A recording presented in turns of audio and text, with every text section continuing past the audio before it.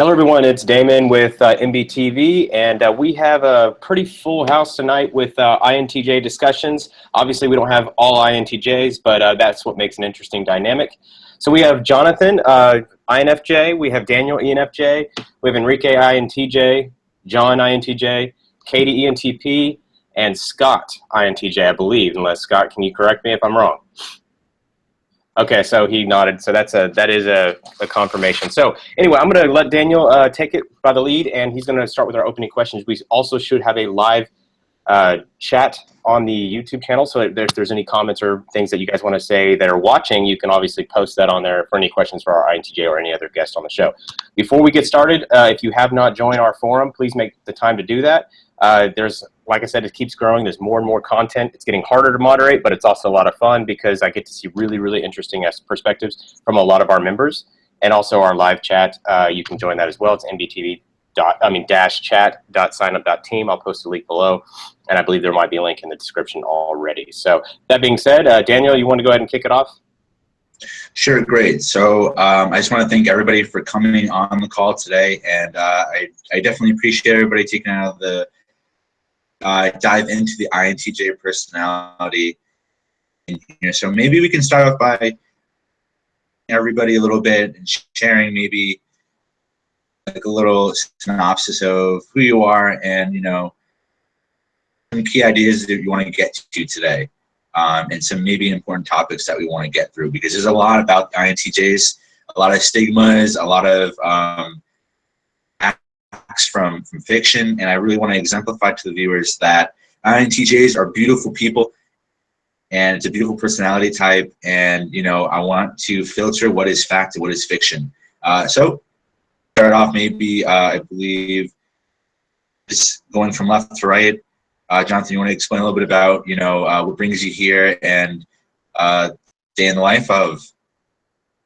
Yeah, sure. My name is Jonathan.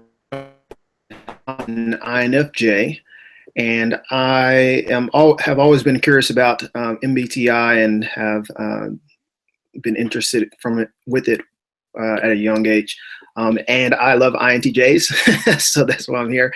I know a few in my personal life, and so just curious to know more about them and learn a lot. Yeah. You said that you were an INFJ yourself? Yes, I'm an INFJ. Great. So eventually we will get into the INFJ, INTJ comparison if you're open for it. But for now, we'll move on to Enrique. Hey, what's up? My name's Enrique. I'm an INTJ. Yeah, I just like to read. All right, so Enrique, I got a question for you, and my question here is, as an INTJ, when was the first moment you recognized you're an INTJ? What brought you into Myers-Briggs? And when were you like, you know what, I know that I'm an INTJ? Was it on the minute you saw it, or was it more like I got to do a little more studying? Kind of, how was that experience when you first identified with that? Well, when I initially read the description of what an INTJ is, it was just like, okay, that one. But I still went off to read and study all the other ones. But that description for sure made the most sense to me. And then, I went on to studying functions and, deeper and deeper into the MBTI abyss. But it's fun. It's really fun learning these things. And what troubles have you had with other types, say in communication, that you've realized any consistency being an INTJ? Troubles, I would have to say sensors. I don't want to sound like I'm, saying bad things about them, but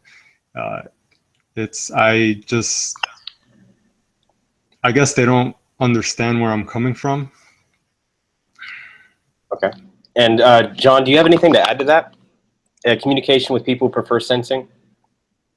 I'm not sure. I think I'm still not quite familiar with how the sensing function really works, so I can't really speak to that yet.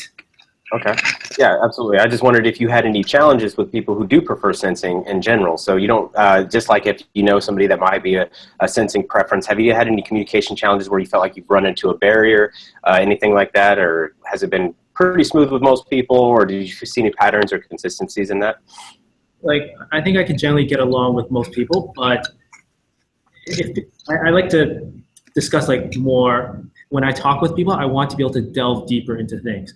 I think if we're going to go by like stereotypical ESFP types of people, I may know one or two, and I just feel like when I talk to them, I just feel like I can't get any substance out of it. And so I'm not sure if that's a sensing kind of thing. Okay. Yeah, and I want to make sure we definitely hit that point, that there is a way to bridge that gap. Katie, you are ENTP. Kind of tell me about your experience working with INTJs. Obviously, you probably know one or two in your life at least. And what has it been like for you, since they kind of mirror your function stack? What's your experience with that? Oh yeah, I would love to talk about that. So with INTJs, I'm actually a member of an INTJ forum, and I've met a lot of INTJs both with work. I work in a library now, and I'm also going into engineering, and you tend to see a lot of the NTJ types, especially INTJs. And cognitively speaking, we're each other's shadow. And what's really kind of strange about it is that we may go about solving a problem or doing something the complete opposite, but at the same time, we're able to reach the same conclusion. And it's very strange because when I look at INTJs on the surface level, they seem a lot different than someone like me. But in reality, that we're not much different than we might think we are. I think we provide that balance to each other, and that's why ENTPs and INTJs I think work well together, is because they provide that piece that may be missing from the other. Does that make sense? Yeah, absolutely. And so you have a commonality with them that you would be surprised, considering that the functions are in a kind of a shadow position. Is that a good summary of what you were saying? Yeah, that's exactly what I'm going for. And that's why I really like INTJs, is because, again, when I work with them, even though we may communicate a little bit differently, it never feels like there is that communications gap. I can understand what they're saying, and I can see where they're coming from, even though it's not the exact same way that I would do so. But I think when they're able to figure that out, and when we're able to work together, that's great things happen. Mm-hmm. Yeah, and we're going to talk a little more about the ENTP, INTJ kind of differences in the way their cognition is. So between looking at, there's a few points that I want our viewers to realize that I do want to cover today. The big ones is the difference between INFJ and INTJ, and the difference between ENTP and INTJ. Okay, these are common issues that a lot of people are having with, like, I don't know which one I am. I see it quite a bit. So I want to make sure that we look at both of those things. And the good thing is we have both an ENTP and an INFJ here to kind of look at the other side in the viewpoint. So Scott, I would love you to share a little bit of kind of what brought you into Myers-Briggs. What's your perspective on INTJ, being an INTJ? What difficulties have you had in your personal life that because of your type? And then what advantages do you feel like you've had because of your personal type?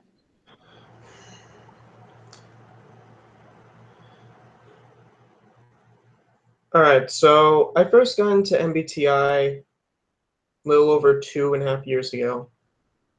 My friend actually sat me down and made me take this 16 personalities test, which is funny because that's such a crappy test now. But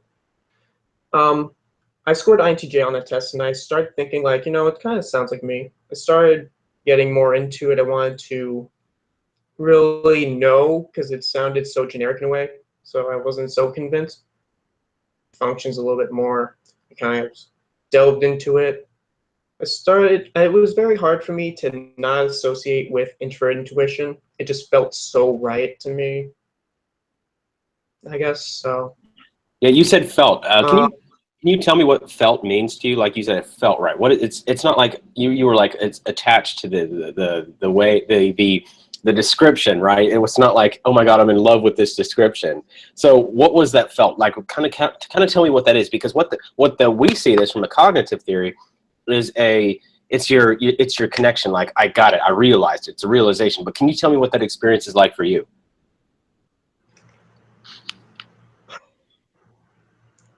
I'm sorry, you want me to basically explain?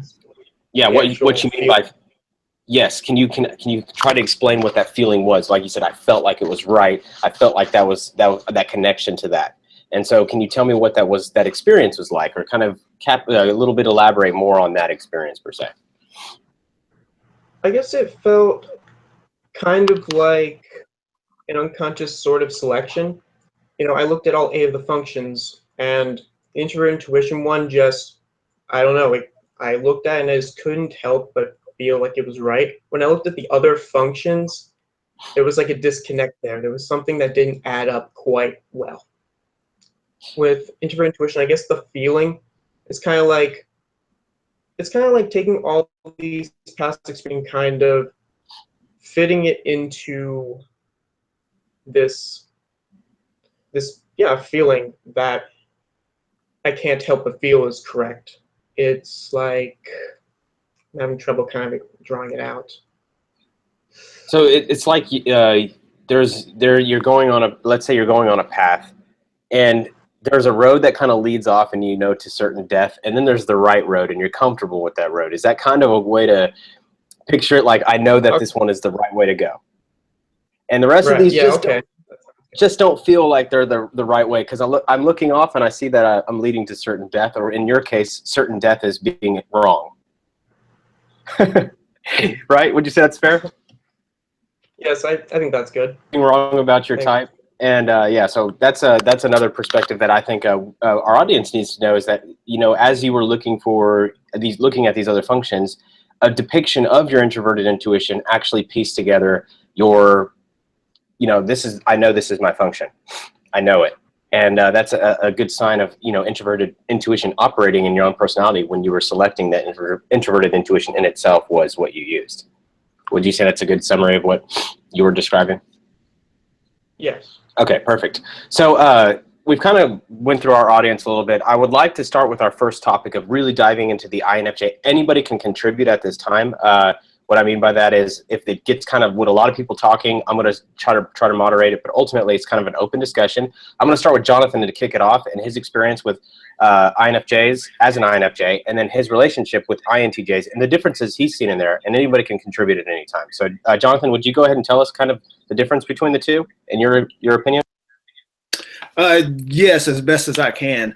I usually have a group of friends who they're mixed of INTJ, INFJ, maybe some ENTP or ENTJs, and I have a lot of friends who are INFJs, so I know how similar we are and how our personality affects each other and the people outside of us. So specifically, we are usually more accommodating to other people, more friendly to other people, more expressive, more willing to do things for others, as far as I see you're hurting right now, I need to talk to you. Or I know that you love this. Hey, I just got you a gift. It was like this. Now, having said that, the INTJs, and I know a couple of INTJs, and the majority of them have been more mentor-like figures, and each, especially to me, and each one of them, they have that kind of personality where if they know something, or they know something about you, or have a specific piece of knowledge that they love, they are more than willing to share it with someone else, or someone who they are friends with. And so we're kind of similar in the way of, we get each other, we all communicate on the same wavelength. We love nerdy things as far as like books and just random scientific facts and details, and we can go on tangents together. The main difference that I see is that I am more concerned about other people's emotional health and well-being, and I find that the majority of INTJs that I know are more focused on how to get things done in a good manner and accomplish this overall goal. But we're both very similar, and like I said, it's sometimes hard to differentiate one or the other. But that's kind of my take from my experiences of the difference between me as an INFJ and my INTJ friends. In my experience too, I've seen a lot of INFJs come off as extremely logical. And this is because of tertiary TI. How does TI play a role in your personality, and how does that TI differentiate from INTJ's TE in your opinion? TI, how it influences me. I love to have a running list, not necessarily outside of myself, but inside my mind. I love things that are clear and concise. I love when things people give me a direct, like, objective, like, this is what you need to do, go do it. I love to explore truth and abstract qualities. I can't have something that's, I can in limbo. I was about to say in limbo, but I can, but I like to go towards a direct objective. And I like to have that clear and concise as well. I like to be rational. I like to think that if there's truth out there, then I definitely want to pursue it. Having said that, I am not good with making lists all the time. Now my friends who are INTJs, they do that consistently, and I think this may be the difference, some of the difference between TI and TE. They are very good at writing down things and then doing those, whereas I just have it in my mind. I need to do this, I need to do this, and then I pursue those. But so I feel that TI gives me a good balance, gives me a good way to just kind of stand back and evaluate the situation logically. And if I'm in a conversation with someone and we're just talking about rational things or a type of worldview, I tend to be that, what does this actually mean? Or let's look at it this way, or is there a definite conclusion to that, or is there an objective truth to that? And I find that we INTJs and INFJs really we do that same thing together.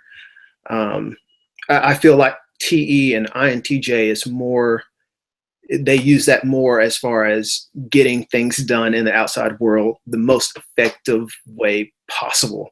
And they are much better at that than I am a lot of times. So a lot of times I will rely on their task for that. See, one of the reasons why I bring this up is because I know INFJs that have a very effective argumentation method. Mm-hmm. And they base it off this internal framework of TI, and I say that the method in which they choose to argue tends to present arguments in a way that's very, it's almost profound in the way that it is. INTJs, a lot of time, in my personal experience, have been very matter of fact. Here's what you see, that's the way it is, right? Mm-hmm. Whereas the TI and the INFJ is more of conceptual, not in the conceptual sense of NI or concepts that way, but in the sense of, it could be this because of the framework that I've I've created in my head. This framework actually can dictate this outcome or this outcome or this outcome. We can't possibly use the subjective criteria to evaluate what you're evaluating right now. You're making too big of a generalization. Would you say that any of your conversations with INTJs is perhaps they take favoritism toward a generalization using empirical evidence versus something that you've internalized logically?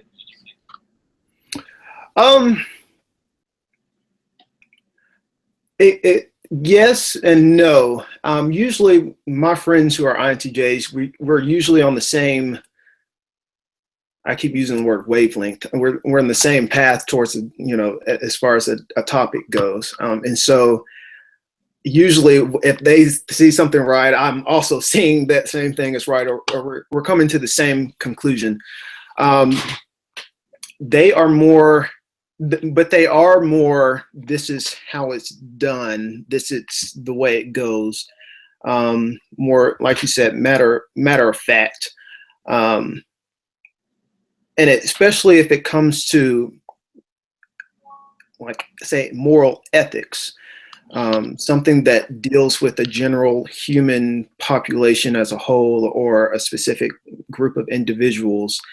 I feel that they are that more matter of fact, this is right, and I'm more of a, oh, but it could be this, or, you know, let's look at it from this perspective as well. But yeah, so I haven't had many conversation as far as we're on a different topic and we hit things differently. But the question of ethics, that's the question that really I like to talk about when we look at INFJ versus INTJ, because one thing we can see in INFJ is that they're extremely logical. They can appear as very, very, very strongly logical, INFJs can, whereas INTJs can also appear very ethical. Okay, so this is what makes the confusion of the INTJ versus the INFJ. Is I'm extremely ethical. Let's say that I'm an INTJ, right? I'm extremely ethical. So I don't know if I'm an INTJ or an INFJ because I really, really am an ethical, rooted person. So you're going to see a lot of people go, I don't know if I'm an INFJ or INTJ. I'm a little confused on this, right? So we're going to talk about that in more detail after we get some feedback from somebody who might have a thought. John, Enrique, Katie, Scott, guys got anything to add to that particular conversation? I actually have a question for Jonathan. Yes. Okay, my question is, I know that with INTJs, their tertiary function is FI, that's their feeling function, and your auxiliary function is FE, which is my tertiary function. Do you ever have a situation where with the FI versus FE, you might have, say, a miscommunication or a disconnect with INTJs in that fashion? Like maybe you hit a bump in the road, or is it communicate with INTJs based on that function, or on maybe perhaps another form of communication? I can see where it can be difficult. I find it fascinating, and I kind of chuckle when I see our differences play. When I see one of my friends who are INTJs use that function of FI of more, I think this is it. This is right. They'll usually use it in a situation where either they're arguing with someone else or they're trying to accomplish tasks and they need to get it done. Yet there may be different emotional dynamics in the room that they may not pick up on, but I pick up on as an INFJ.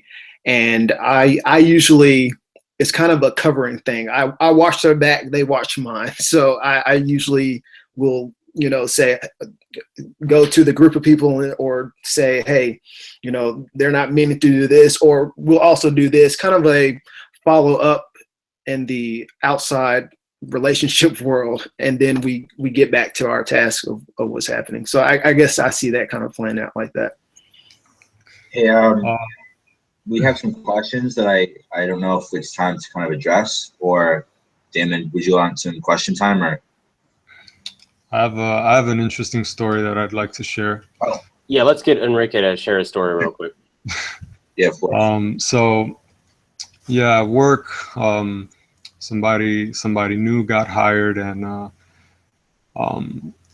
one of my other coworkers, I believe he's an FE dominant, probably in ENFJ, and he the new guy was talking about coffee, like, oh, I like this coffee, I like that coffee, and him talking about coffee made me thirsty. So I was just like, okay, I'm gonna get water, and I just went and got water, came back, and then a few minutes later, the new guy went to go get coffee. So the FE dominant person came to me and was like, don't you think you should have got him coffee? He's new here. Whereas in my mind, like, you're a grown man, you could get your own coffee. Like, I didn't even think about that. So I thought that was interesting because I didn't consider, you know, that objective ethical law, I guess, that when somebody's new, you should get them coffee.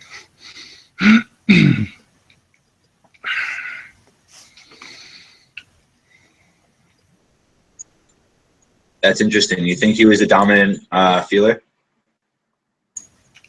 I think so, yeah. I mean, I'm not a pro at typing, but based off what I've read, he seems to be a FE dominant. He always kind of goes out of his way to appeal to other people's ethics. Yeah, it's kind of like integrating somebody, especially if they're new, like into the environment, especially if they're new, you know, make sure they're catered to a certain degree. You know, I could totally agree with that. Like if somebody's new, I'd be like, oh, like in your situation, I would have been a little bit more mindful of just being me to other people's needs. But, you know, I can understand that for you. It's like, oh, well, like there's like an expectation or like a standard. Yeah, I mean, it's, you know, I'm busy getting things done. Like I'm not thinking about, because then, you know, you think about patterns too. Like if I sat around and got every new person coffee, like I'd get nothing done, you know? Yeah. Yeah, there's that fine line. Yeah, so I guess, you know, other people probably, well, maybe not all people, but the FB dominant person kind of looked at me like that was wrong. Like I should have went, and it was an interesting dynamic.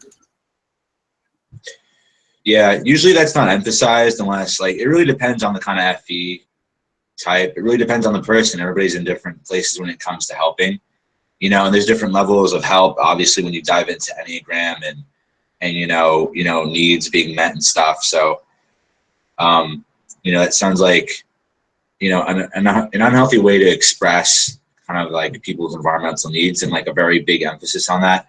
I'm not really, for me personally, I'm not really like that when I'm in an environment. You know, it's in my mind, but it's not going to be emphasized unless it's like a direct need of that person. But like if somebody was like, I need coffee, I'd be like, well, I can help if you're too busy. Like if you're with a client, I'll get you a coffee because I'm not busy, you know. But it's not going to be like, I'm not going to like insinuate a kind of like experience on, like, I'm not going to expect that from you. You know what I mean? That would be, you know, that would be out of character for me, you know. So there's that fine line, I guess. So I can kind of bring in some questions here for everybody to ask. And we do have an INFJ question. There's an INFJ question that talks about how MI looks for an INFJ, I believe. But before that, there's an INTJ question about nihilism and how, give me 1 second. How do the other INTJs deal with their nihilism? So we can start with that.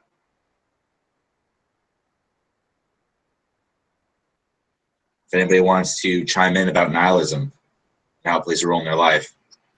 I'm just Googling what nihilism is. Like I've heard the word many times before. If you can kind of give a quick description of it. Yeah, Damon, do you know a little bit more about nihilism? Because I'm not well versed in philosophy in that realm.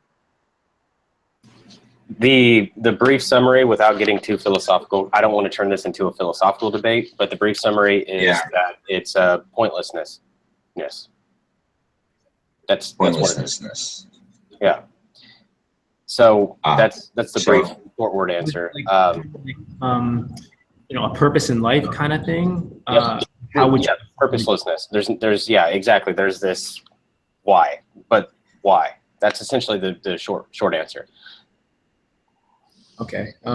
So if someone were asking me about nihilism, like why do I exist, kind of thing. Like why am I doing what I'm doing? Is it more like along those lines? Yeah, and it goes along the lines of why the heck are we here, right? Why are we here? Why are we alive? Why do we exist? What is there? There's no higher meaning. So what are we doing here? What is this? And it's not even the question of why. It's taking a position of there is no meaning, right? Right. So from my perspective, I don't really ask that question too much. the fact is that I'm here. I have a few, objectives that I want to do, whether it's working on my, accomplishing my work, making my friends happy, making my family happy. I just kind of keep it straightforward, and that's kind of all that matters to me. I don't know if that's considered a satisfactory answer. Yeah, let's. I'm gonna reshift this back. I'm gonna get to the questions. Daniel, just keep an eye on the questions. We can't obviously address all the questions in this time frame that we do have. But one of the things I do want to address before I had some technical difficulties is that we were speaking of the INFJ and the INTJ, the TI and the TE. But what's really important is, and I think is a really distinguishing factor, is looking at the TI and the FI. Okay. This tertiary function is a good key to indicate whether a person is an INTJ or an INFJ. Obviously, you can look at FE and you can look at the TE, but if you look at both of the FE, TE, and the TI and the FI comparisons, what you're going to recognize is that you can see the entire axes working in conjunction with each other. So like I said, because a lot of times you can see a pretty ethical INTJ. It's not like INTJs ignore ethics, right? You can see this pretty ethical side. With the same breath, you can see an INFJ who is also very ethical or very logical. So you can see an INFJ who can appear cold and aloof, right? But it's still an INFJ. Now, when they start developing TI or an INTJ starts developing FI, what you're going to recognize is that they become a little more warm in a way. It's like, okay, there's a little bit more warmth here. There's a little bit more. And then for an INFJ, you're going to see this very sternly logical side. As I've typed quite a few INTJs professionally in my practitioner experience, I have seen that most INFJs tend to have extremely logical slants. Okay, so there's usually one or two facets in the logic side or the thinking side that INFJs are a preference. I haven't seen very many, if any, INFJs who have no thinking facets. And so this is doesn't mean that's all inclusive, of course, but I'm making a generalization that I've seen quite a few logical INFJs. And it's the same with INTJs. There's this ethical side, this feeling-based side. The biggest difference, in my opinion, and you guys, I'd love to hear your opinion on this, but the biggest difference as far as observation goes, not from a cognitive standpoint, but as observation goes, is INTJs feel have very powerful emotions, but it's contained inward. You don't get to see them. And then when they put it out there, they get very uncomfortable with these emotions. And they feel like the world inside of them, the world of emotions is contained with the side of them. And then when it gets outside, it becomes a little more inauthentic and it feels awkward and confusing. Whereas INFJs, if they choose to, which they don't often, but if they choose to display emotion, it appears more natural. It appears more comfortable to them. Whereas INFJs can reach this midlife crisis point where INFJs, and Jonathan, I would love to hear your point, but where they hit this midlife crisis point where they get into this almost like an NITI loop and go, I have all this emotion outward, but what is the meaning of this? What is the purpose of this? What do I feel about this? I don't understand what's going on here. I can put this out here, but I still don't feel like I'm being me. Almost like an identity crisis. But it's not in the sense of the confusion of emotion. It's the logical insights actually questioning their very character. Not in the integrity sense, but more of who I am. Who am I? And why am I doing what I'm doing? And that's where this NITI loop, it's one of the most famous loops in Myers-Briggs typology, NITI. And there's a reason for it, right? If we talk about loops, that's usually the first loop that we go to is the NITI loop with the INFJ. That's the whole looping theory, I believe, was rooted in that particular loop, and then it expanded into the other loops of other types. But it's characterized by this loop because of this questioning side. And I'd love to hear from some questions on chat for people who have experience that or INFJs. I know that Jonathan Campbell's on there, and he can probably offer some insight to his experience with that particular loop if he's had any. And then obviously Jonathan here in this chat as well. I'd love to hear your opinion. So guys, if you have anything to add to that, anybody have any questions on that or comments on that? Yeah, that is true. The NIFI or NITI loop. I'm always, not always, but there have been many times where I've had that kind of identity crisis, and so it is interesting. And going back to your comment on INTJs showing emotion, I don't know. I feel like I get close enough where I see it all the time, and in different ways. So I'm usually, when they lower, for me, when they lower their guard, it's usually in the form of they're cynical, or they're being cynical about certain things, and we just laugh at either the idiocy of someone doing something or a situation, and we kind of vibe on that, and I see them being more expressive and being more emotive when they're almost taking apart things in the outside world, and observing things, and kind of giving their commentary on it. I see them being very emotional in that case. But that's my experience with the INTJs. I'm curious as to what the others here. I really want to target Scott here. Scott, I'm going to call you out real quick. I haven't heard a lot from you, so you're sitting back chilling over there. So I'm gonna bring you into the picture. Scott, tell me about what your emotional experience is like, if you're willing to kind of share what that's like internally. What does your emotional experience feel like on the inside? Obviously, the world doesn't get to see it. They're probably like, wow, this guy's really judging me. But on on the inside, what is that like? What is that experience? There's a very physical component to it. You know, like, I feel like everybody, when they have emotions, they sort of feel physical tension in them somewhere. But I feel like it becomes really intense because I won't let it out. It's kind of like, I don't want people to see that I'm experiencing these emotions. I want people to like understand that things bother me, because then I feel like they'll like try and use that against me for some reason. So whenever I feel like emotional in front of people, I tend to notice like a real tenseness in my chest. I notice my eyes start to get slightly watery. I tend to kind of like maybe blink or wipe my eyes like this to kind of keep it from being obvious. I find it difficult to hold it back, but I find that I need to hold it back at the same time. Yeah, definitely makes sense. And so I, as an ENTJ, also experienced the similar pattern. So it's I can totally relate to that. It's we have this need to contain the emotional experience. And Trey, on the other hand, has a little bit of a different experience due to Enneagram differences, but Trey can talk about that in just a little bit. I do want to hear Enrique's perspective as well as John's about their inner emotional world. What is it like? And then as we hear from all three of these, we can actually start drawing some parallels between three INTJs in this chat and identifying what their emotional experience is like. So Enrique, please share your experience. So for me, yeah, it's very internal.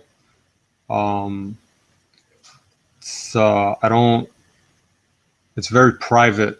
I don't show my emotions a lot. A lot of people would see me as cold or dry or emotionless even. But there's some powerful emotions going on deep down that very few actually get to see. Yeah, even talking about this is kind of weird, to be honest. That's good. That's what our audience wants to know, though, because audience always wants to know what the emotional state of the INTJ is. So yeah, it's weird, you know, and I can relate to that, because I will share this, and then I'm going to let John go. As in my emotional experience as ENTJ, which is going to be probably pretty similar to the INTJ, obviously a little bit of a different order, is I feel like if I can't properly express my emotions and they get tarnished and warped and distorted by the external world, they're best remained in me in their own authentic state. And as I push them outside of myself, I feel like they become watered down and they don't actually represent the true state of emotion that I'm experiencing. And this could be due to a lack of vocabulary. It could be due to a lack of education or experience. That could be like artistic expression, which would not allow me to express myself in a full way. But no matter what I've tried, it's never felt like a complete representation of who I am or what I am. John, do you have anything to add to that? Sure. About emotions, I'm kind of like, you know, like, what's the point? Most people don't really understand where I'm coming from or how I'm feeling. And like I know I have my own set of values and ethics that I just kind of keep to myself. So, and I try to avoid being too expressive. But then there are some people that would be closer to me that I feel, more comfortable around, and I'm okay sharing more about how I feel about certain things. I find that sometimes when I make decisions and I don't take the emotional aspects into consideration, it can really frustrate a lot of people. And they might think I'm cold, and how can you be so calculating in some of those things? So there's kind of that. So I think generally I just don't feel like really expressing my emotions to anyone. Mm-hmm. And sometimes this comes from a position of trusting the emotional aspect. And I don't mean if for any of the audience out there, I'm not completely canning FI as a emotional function. I'm actually trying to avoid that. What I'm trying to do is identify the emotional state of INTJs, and I'm not trying to parallel that with FI per se. Although it is involved in FI, and how we it's not FI. It doesn't encompass FI, just the emotional aspect. Trey, do you have anything to add to that? And then we're going to get to some questions, and then I'm going to change the primary topic. So Trey, do you have anything to add? Yeah. So you were talking about emotional expression, and the thing is, I think that a lot of the times the problem with an NTJ is that they don't want to push out their feelings because of the consequences of pushing out your feelings. Whether it be like you say something and then everyone knows that that's how you feel, they will act accordingly from there on out. And it causes a lot of issues in the future. And I think that that's one of the main problems a lot of NTJs have with pushing out their feelings. A lot of times what I do is, I write a lot of my feelings down, but I feel like it needs to be seen or something. I don't know. Part of me feels like it's probably the 4 in my Enneagram. It's a very image-oriented type, but I feel like it needs to be seen, sort of. So I write it out on my Instagram, and when I do that, though, I make sure that there is no way anyone could tell what I'm actually talking about. Like, if you were to go read it, it would be my expression of the issue I'm dealing with, but you would never be able to track it back to any situation that we've had that you've upset me or something. You wouldn't be able to go, oh, he's upset about this, because of how cryptic it is. And the symbolism I use, it's very far off. And so it doesn't really create a lot of consequences. The one thing it may cause is that people may recognize that I'm upset about something. But for the most part, it doesn't cause any real consequences because it's so cryptic that no one would ever be able to tell what it is that I'm upset about. And so I think that that's, for me, that's one of the main things. I haven't really dealt with what Damon was saying about feeling like it's not enough. I do feel that occasionally, but what I've learned to do is just push it out there and then just kind of accept that that's all I can, express, and then just leave it where it is. And it usually does pretty good for the most part. Like, it kind of alleviates the issue, and I don't really have to think about it as much. So that's about it. Okay, so yeah, that's as far as I can see, what I see, well, the one consistency that I'm seeing in speaking with a lot of INTJs in my experience, with one-on-one typing experience, as well as my own experiences, and which I'm including in this generalization, of course, is that it's a containment that we have because it comes with keeping the emotion true. When it's projected into the environment, it creates an incessant need to order, structure, and maintain it to where it makes sense. But when inherently we know that that expression is not an accurate representation of the internal state, so it's an illogical inconsistency, right? It's a logical inconsistency. We see this, but that's not the way it actually is. So it's better handled on the inside, to where we handle it in a state where we're working with the true essence of what it is. And so there's a resistance barrier there. And obviously this varies from Enneagram to Enneagram type, but ultimately it is pretty consistent that it's contained within the INTJ, but there is a world of emotions inside of both NTJ styles, INTJ, ENTJ, that type of thing. And I don't think I've seen a single INTJ that really literally has no emotions. In fact, it's the opposite. It's this very powerful, fiery furnace inside of their soul of who they are, but on the outside, it's not projected. And if you get into socionics theory, you could actually see why this is true as well. as the FE is the point of least resistance. So it's harder to, it becomes this, creates this very aloofness of it all. So that being said, let's address some questions real quick. Daniel, would you pull out some questions that maybe our audience might have had that we need to address, and then we're going to move on to another point. So we have like 5 questions for INTJs and 1 for INFJ. So we're going to tackle, I guess, the INTJs real quick. I have one right here. How does FI play a role in your everyday life as an INTJ? I think we've pretty much addressed that, though. That's one we just did. So let's move to the next one. The next one is, what makes INTJs so intelligent? Why do they all tend to have high IQs? Okay, so I'm going to start with this one first, and then I am going to allow other people to contribute. I am really passionate about breaking stereotypes like this, so that's why I'm going to start with this. Okay, number one is the way our IQ tests are actually done. The IQ tests are in favor of people who have TE and specifically intuition in general. Okay, the way the questions are worded, the way they, the structure, the component, the consistency of the test. This does not imply because someone gets a score on an IQ test that they're actually more intelligent than another person. If you look at the multiple intelligence test, you can actually see that I am artistically a moron. Okay. And I will say that straight up. When it comes to artistic intelligence, I struggle really, really bad. In fact, I can't even remember the lyrics to songs as hard as I try. You name the most popular songs, I can't even name the lyrics. I can't even try. I can get to about 2 verses in and then I forget. I can't even recall it.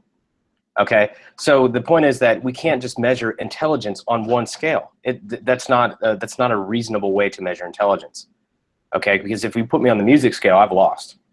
Right? You put me on the artistic scale, I've lost. I can obviously sketch and do a few things here, but ultimately, I don't leverage that skill as a skill set of my own. If we look at kinesthetic intelligence, you'll find that a lot of times INTJs are pretty goofy when it comes to playing sports. Right? They don't feel comfortable playing sports. So what about this experience? Because that inferior SE, right? And then you'll find some that are, right? Because of life circumstances, environmental conditions, that type of thing. But we look at that type of intelligence. So now you're seeing that a bigger picture that not all INTJs are masterminds. But in the traditional sense, yeah, because the functions that they have cater to what people have condoned as intelligent, right? You know, the high IQ tests, the good grades in school, seeing the big picture, right? We naturally coin those words as intelligent, or looking at patterns or meanings in data. But if we take out that societal connotation, what we're actually going to recognize that really no type is actually more intelligent than another type if you consider all the levels of intelligence. Do you guys want to add anything to that? Yeah, I definitely want to add to that. So I totally agree with you, Damon, on that point. You know, I really don't believe in just these standard metrics or like stereotypes like IQ being higher in particular, like INTJs and stuff. But I think you should make a distinction between knowledgeable, insightful, and someone who just thought about a particular subject for a long time, right? So if someone were to come to me and they feel that they say, oh, John is really smart. I don't really think I'm smart. I think I just have the tendency to think about something a lot and just try to analyze it from every single angle. It's just my nature that I want to look at one thing and just know it really well. So when I present it to someone, I give the, you know, I've become very knowledgeable and insightful on the matter only because I've spent a lot of time on it. But that doesn't necessarily mean I'm smart. It just means I'm more well-informed. So I think a lot of people might confuse intelligence with that, where someone just spends a lot of time on something. So I think I would add, that would be my view on that. Also too, you gotta know what you're measuring. Like NI is good at measuring, finding the path to the answer, whereas sensors might be good at memorizing the actual answer better. It's actually very impressive when I see a sensor have a list of items, and they will remember every single thing on that list. Whereas if I look at a list of 10 things, I might remember 2 of them. So I mean, in that sense, I feel pretty stupid actually. You know, so it's all relative, man. It's all relative to how what you're actually measuring and what definition of intelligence are you actually applying. Yeah, if we look at emotional intelligence too, INTJs struggle. I mean, even a simple hug can be the most awkward thing on the planet to them. It really is. I want to hug someone is if I need to like get into an arm wrestling. No, I mean like I need to put them in a guillotine choke or something like that. That's the only reason you should hug someone. Yeah, the only reason why you should hug someone is take them out, right? Exactly. And that's just my martial arts background. I've just been trained that way. Yeah. So Jonathan, I saw you nodding in agreement here. Kind of share, what's your perspective on this? Yeah, I totally agree. There's different types of intelligence. It's not just high IQ. And to Enrique's point, or John's point, I think, if a person thinks about a topic for a long period of time or for an extended period of time, they're going to become knowledgeable on that topic, especially if they do research and they just have a natural interest for it. And so if you ask them a question related to that topic that they have thought for a long period of time and have put a lot of input in, then you will receive a well-informed opinion or worldview or explanation of that topic. And then you may characterize that as, man, you're smart.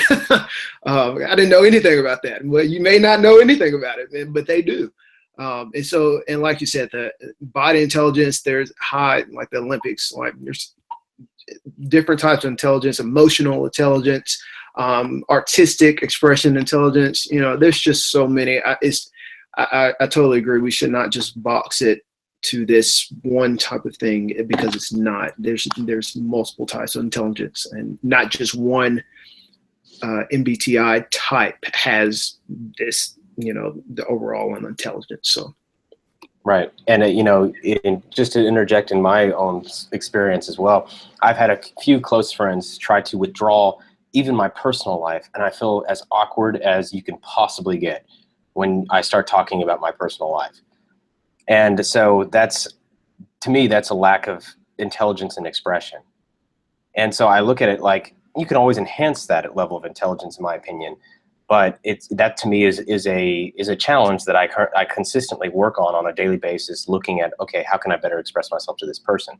So we, in a nutshell, to summarize this particular point before we move on to another question, is to remember that there are multiple levels of intelligence, and I say levels as in different tiers, different categories of intelligence. And INTJs are the classic intelligence, along with INTPs. Okay, so this is the classic intelligence that we coin as what is intelligent and what is not. But in reality, every type is intelligent in the area of where they excel. Now, in that particular category of INTJs, you may find that not every INTJ has IQ. You may find an INTJ who has, unfortunately, an IQ less than 100, but they still prefer the same cognitive functions, right? So you'll find those outliers that are not consistent with type, per se. Okay, so we can't say that all types are intelligent or all types are not. Just like you'll find an ENTJ who could be extremely warm. Right, you'll find things like that where type development enhances aspects of people's personality, and that's the whole point of why we're all here, right? To use Myers-Briggs as an instrument to enhance ourselves and understand that it's just a starting point.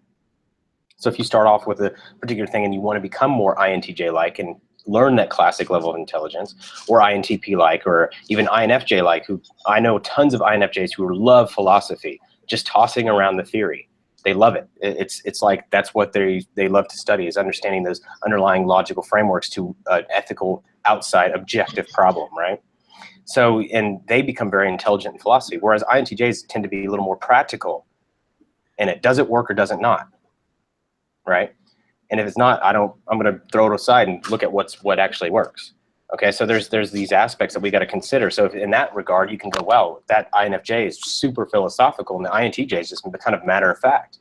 But if you look at the rule of insight, you can see that they still both have a huge rule of insight, okay, and connections and meanings and data. So that being said, Daniel, let's address the next question real quick. Can I just interject real quick? Because I have an idea. Like the whole idea, like that I really love about MBTI is that there's like a novelty and beauty within every type, and that every type has their own means of intelligence and uniqueness to, you know, what they do. You know, everybody's got really great abilities in different areas, and like the more you learn about every type is like there's more of like an authentic kind of appreciation for every type and what they do. So like on the topic of intelligence, You know, every type, every person has some kind of ability that, you know, makes them unique in who they are, you know, regardless of type. I just want to emphasize that. We do have another topic, though. It is going to be another INTJ question. Can I hear any INTJ speak on dealing with an ESTJ? So I guess the INTJ, ESTJ interplay and social dynamics of the two types. Let's throw John on here. John is he runs his own company in Canada. John, would you share your experience working with STJs in general? I'm still kind of new to my break, so I can't tell if I can properly identify an STJ. But we talked about the ISTJ potentially in your organization. Use that as an experience to kind of share your perspective. Right. So one of my developers, he's one of our lead developers. I think he's an ISTJ, and I find that when he's coming up with a plan on how to solve an engineering problem, he doesn't think outside the box as much as, say, someone like me. He'll always take he'll use his experience a lot. I mean, every person will use experience, but he's always going to use the classical methods of, okay, this plan or this architecture is known to do this well, and he'll just kind of go with that. But I think in a lot of our line of work, very rarely are you going to find the optimal, the ideal problem with the ideal solution. So you have to be a little bit more creative in, coming up with some ways to solve a problem. I find that my lead developer, he doesn't quite do that as much. He's always going to he's always going to follow traditions and follow standard practices. So that's kind of. I wanted to interject about ISTJs real quick, and maybe you can give me some insight, because you have an ISTJ that works under you. From what I've understood, whatever role that they play, regardless if they're in a management position or they're a developer, do you feel like there's like an average that they try to keep consistency in? Do you feel like they go above and beyond to go above expectation of what's required for their work, or do you believe that they try to maintain like an equilibrium and like an average kind of performance?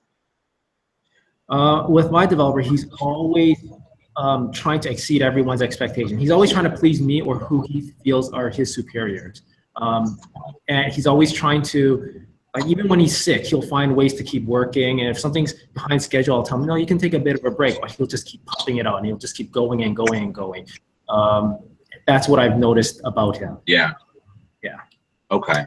Actually, so that's pretty cool. ISTJ kind of thing. I just noticed that's what he's like. Okay, cool. So I'm also a developer, by the way, web developer. Cool. Hey, you can join our team. Yeah, I have some experience with ESTJs. I have there's a lot of ESTJs at my job and in my personal life, and as I understand it, in Socionics, that would be the supervision type relation between INTJ and ESTJs, where I would naturally, the INTJ would naturally, run with NI as the dominant function, and NI is the point of least resistance function for the ESTJ, so they're not really gonna use it good. So then the INTJ would kind of show them the way, hence start supervising, this is wrong, that's not accurate, So it's and I think with the ESTJs that I've dealt with, there's a mutual, seems to just mutual lack of understanding on both parts. So it's challenging, but two mature individuals can easily overcome these challenges, I think.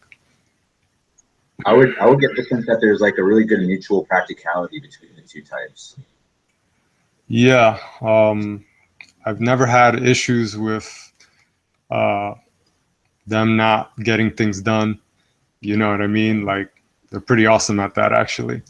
And I think they kind of move faster than, well, the ESTJ would move to get things done faster than the INTJ, because TE is secondary for the INTJ. So the INTJ is going to want to think it through, find the most accurate path towards the goal. You know what I mean? At least that's how. Well, yeah.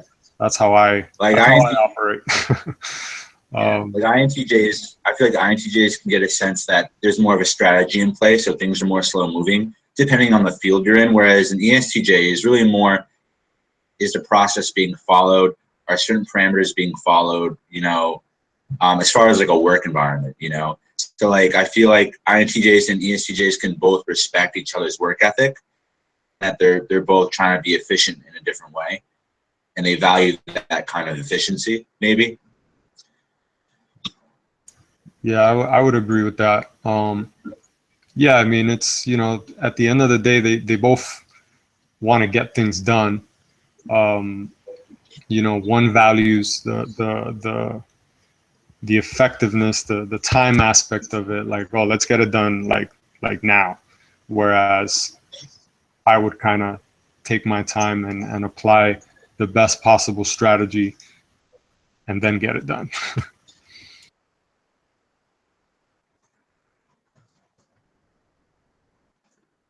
So actually, I know an INTJ that has some appreciation for a ESTJ.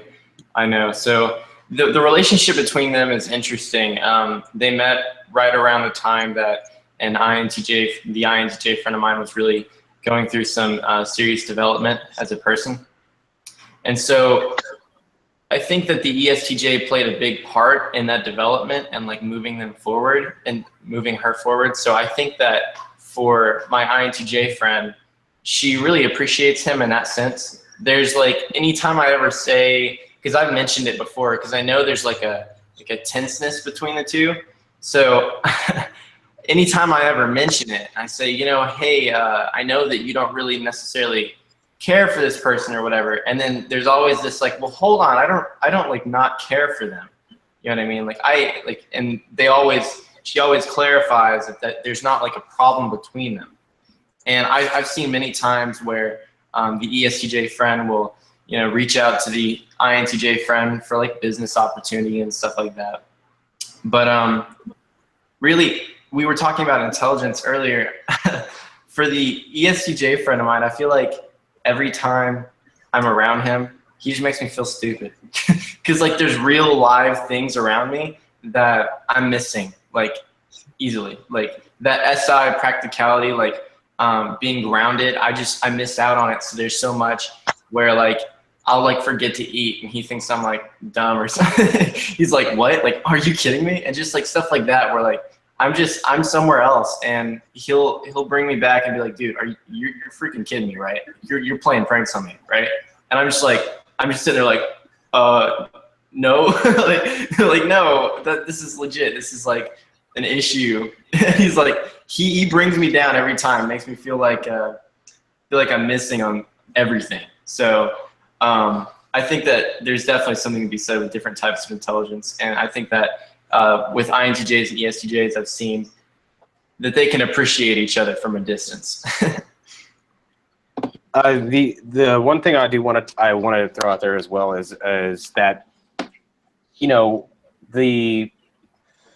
we have still a few topics to cover, and I want to make sure we don't spend too much time on this one. But I have created a post-call conference room, so this is a brief announcement for anyone watching and participating in this discussion. There's a link in the chat, as well as I will email the participants of this, or I will post it on the Slack chat, the link that anybody can join, and we'll continue this discussion, because I will limit this to an hour and a half, and then I will record the discussion that goes on in GoToMeeting, and I will release it in segments. Okay, so I've opened a GoToMeeting portal. The link is in the chat. It's already open right now, so as we transition out of this, we can move the conversation in there. The reason for this is because Hangouts is limited to 10 participants. And I've got a huge list of people wanting to be involved in this, so we will transfer that as soon as this live call ends. But that being said, I do want to say that the next topic, I hope Katie is still here. I don't know if she is or not, but I really wanted to dive into the ENTP, INTJ difference and also talk a little bit about INTJ relationships and how they prefer to manage their relationships. So, Katie, as you've mentioned that you and INTJs are very similar, what's the biggest differences you've noticed as an ENTP between you and INTJs? I would say the biggest difference that I see firsthand is how we acquire knowledge and how we use that knowledge. The biggest thing that I've seen with INTJs is we both can absorb a lot of knowledge. That's the similarity. The difference is how they use it. From what I've seen with working with INTJs, both at work and in school, because I'm in the engineering program, it seems like with INTJs, they want to use that knowledge as a means to an end. How much objective data can I take in, and how can I use that to reach my goal? How can I use that to get to the final step?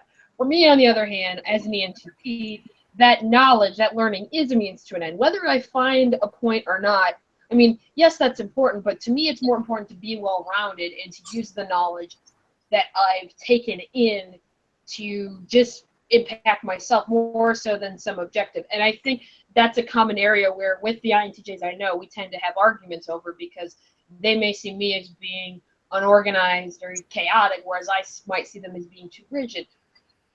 I think once they work together on that difference, that can work really well, because there have been times where I may have come up with a plan and the INTJ may say, well, you're missing this, this, and this. And then I look back and I say to myself, oh, you're right. And then with the INTJs that I know, they've said that I've helped paint a broader perspective, and maybe even they didn't think of something that was part of their plan. They said, well, maybe that might help, or maybe that might be useful data to use in the future to accomplish my goal. That's one difference that I see between the two of us. Another difference is how we handle people, and I know we kind of touched on this briefly, but I want to expand on it a little further, because I have tertiary FP. With me, like, I will admit that I'm not the best when it comes to dealing with people. I'm the kind of person who I may say or do something that might offend someone, and I don't realize it until later, and then I kind of look back and say, oh no, you know, I think Chad mentioned this before, I believe it's the ENTP moment of regret, where I may do something or say something and I don't realize the impact, so I may go back and apologize. But the INTJs I know, a lot of them, they may, you know, hurt someone's feelings, or they're very uncomfortable in dealing with those sort of situations if they've hurt someone's feelings. And it's not that they don't care, I've just noticed that when it comes to that thing, they're not the best at handling it.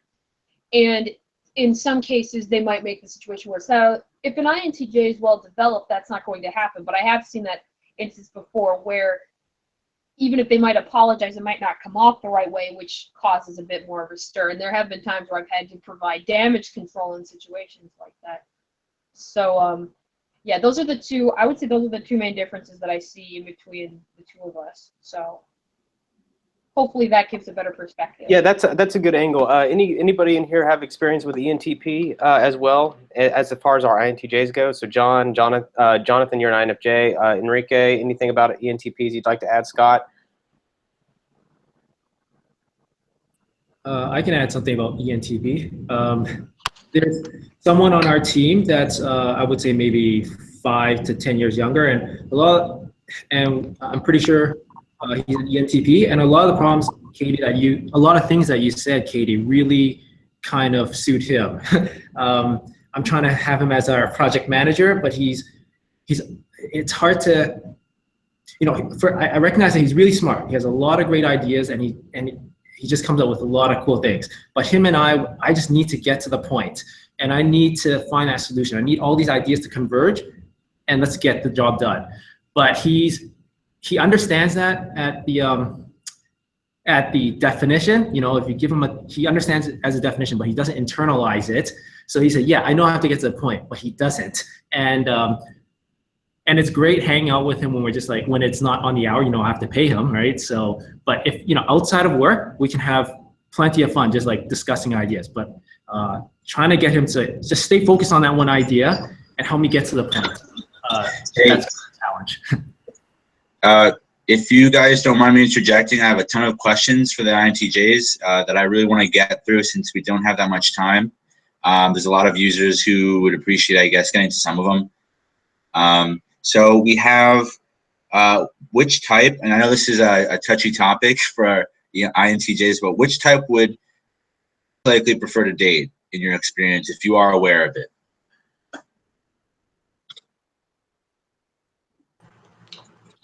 I find often, sorry, I find often that I get along really well with INFPs. I don't know what it's like. Maybe it's because I find them really easy, like, understand. But like a lot of the time, I have a way of figuring out how to communicate with them without seeming offensive, but with still getting my general point across. I have a really close friend who's an INFP. My sister is an INFP. I just have a way of getting along with them very easily. I tend to get along with a lot of the INFPs on Slack as well. So I guess an INFP would probably be easiest for me. Okay, so INFP. Anybody else have any comments on types you'd like to date or prefer to date, or you wish you could discover for yourself maybe? INTJs are right now thinking, who has time to date? I know, right? Yeah. I have no experience in this field, so I can't even comment on that. So yeah. Okie doke. So if nobody has any comments on that question, I can move into something a little bit more relevant. What do you guys consider to or question as is, do they consider that they have high standards? As an INTJ, what do you consider to be standards, I guess, for yourself, or high standards? Yeah, I can comment on. No, go ahead. Enrique can go first. Okay. Well, being that I'm a Enneagram type 1, yeah, I definitely live by certain principles, and I have a certain set of standards, and yeah, if you don't meet those standards, it's pretty bad. I don't know. I strive to be the best at everything that I do. So when I see someone not studying or not learning or not, attacking their problems and not really trying, it's yeah, I don't like it. Gotcha. Yeah, that can be kind of frustrating. Trying to see having people and everything outside you match to your own system of, I guess, relating to the world. Do you ever feel like, there's times where you see the beauty in everything as is, or? Actually, yeah, I not too long ago, I ran a 5K. Yeah. And it was awesome. I wasn't thinking about anything, and I was just like in the moment, which is a rare feeling for me.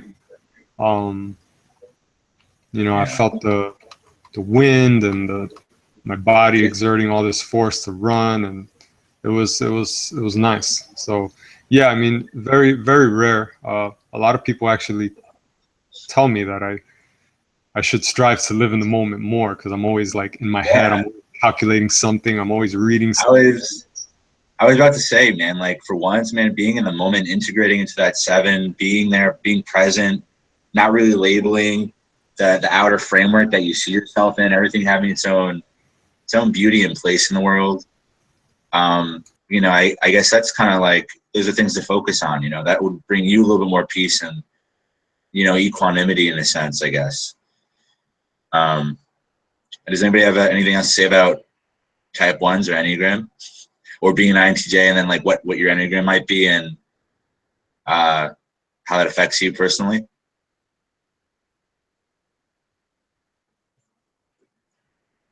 Okie doke. So then I don't have anything to say that, but on the same topic of, you said being in the moment, I'm curious as to how how INTJ's inferior function SE, how you guys experience that. One of the INTJs that I know, she loves to bake, and she loves to go outside and walk, and hike, and she does a lot of outdoor activities. Some of the other INTJs I know do that as well. So I was just curious as to your relationship with your inferior function, and or just being, like you said, being in the present moment and experiencing those things. How do you guys experience that? Yeah, I can comment quickly on that because it ties back to one of the questions Damon asked earlier about talking with SE. Yeah, I find that I'm generally in my head so much that I'm kind of removed from what's around me. And the only time I can really focus on what's around me is when I'm actually in the boxing ring and someone's trying to take my head off. That's when I have to pay attention and really, really know what's going on and react. But other times, I mean, just coming to the office, I'm at work right now. There was a big party happening on the street, but I was in my head planning about my next assignments and stuff. So, yeah. Yeah, for me, I noticed that when I'm forced to be in the moment, it bothers me. Like, I don't know, like if I'm trying to like read something and there's just like a lot of stimulation going on, or somebody comes and starts making all kinds of noise, like it annoys the crap out of me. But then when I choose to, you know, be stimulated in that sense, then it's actually really fun. Like, for instance, I'm born and raised in New York, so I play a lot of handball, and handball for sure is a very SE activity. You know, you gotta hit the ball, and the ball's coming at you fast, and so it's fun. But so it's interesting how it's dependent on. It seems to be dependent on whether I choose to engage SE or not. There's like a different response. Gotcha. Other questions, Daniel? Do we have anything on there? What's up? Do you have any other questions on there? Yep, I'm trying to blaze through them. What does your vulnerability lie as an INTJ? In other words, what is considered personal to you? Well, that's kind of a personal question to ask an INTJ in the first place, right? It's kind of a contradictory statement. I mean, in a way, it's counteracting the very thing that they wish to prize. Why would we just openly reveal that on a public forum? But if any INTJ wants to volunteer, feel free. And I don't see any microphones coming off, so that answers that point, right? So what I'm going to do now is I'm actually going to wind this call up because I've opened up the GoToMeeting. I've sent the link on the chat many times. I've already put it on the Slack. It's present. It's available. I've emailed all the participants with that link as well. So everybody who's in this chat should have gotten an email with that link as well. So that being said, the link is available on the YouTube chat. And so guys who want to, as long as our guests here want to continue this conversation, it won't be recorded, but it will be a place where you can discuss ideas. You don't have to have cam on, but there is going to be a chat box as well. You can turn your cam on. It has up to 50 participants, so it's much larger. And right now we're limited to 10. So we can definitely involve much more people through that channel. So I'm going to direct you guys over there if you wish to continue the conversation. If not, we thank you for being on the show. We really sincerely appreciate it. You volunteering your time and contributions as well to being part of this. But yeah, so because we're pressed for time and we have so many questions, and this show is really popular as far as people wanting to be involved, the link has been posted in the live chat on YouTube as well as Slack. That being said, for our viewers, make sure that you get on Slack because that's where our updates are, or you can visit our website at mbtvcoach.com where you will get updates via email from us to keep in touch with the chats and hopefully participate in these chats in the future. So again, being said, everybody go to that GoToMeeting, get involved with that. That will be ongoing and running until all participants leave. That also will free some of our guests up here as well because we do want to respect their time as well. So if they wish to leave, they can. That being said, thank you guys for watching this INTJ show. It will be continued on the GoToMeeting link that I have posted. Any last comments, Daniel? No, I just really appreciate everybody coming back on here and disclosing a lot of information that help into the lens of an INTJ personality and you know, it's really cool that everybody really kind of talks about, you know, in their own sense what the life looks like, you know, for you being an INTJ or an INFJ or an ENTP. You know, really a lot of information was said, and you know, I really appreciate that. All you guys for coming on, guys. So. All right, so you all got the link. Hopefully, we'll see you on the GoToMeeting. It should take a little. It shouldn't be. There's a web-based version, and then there's a application software.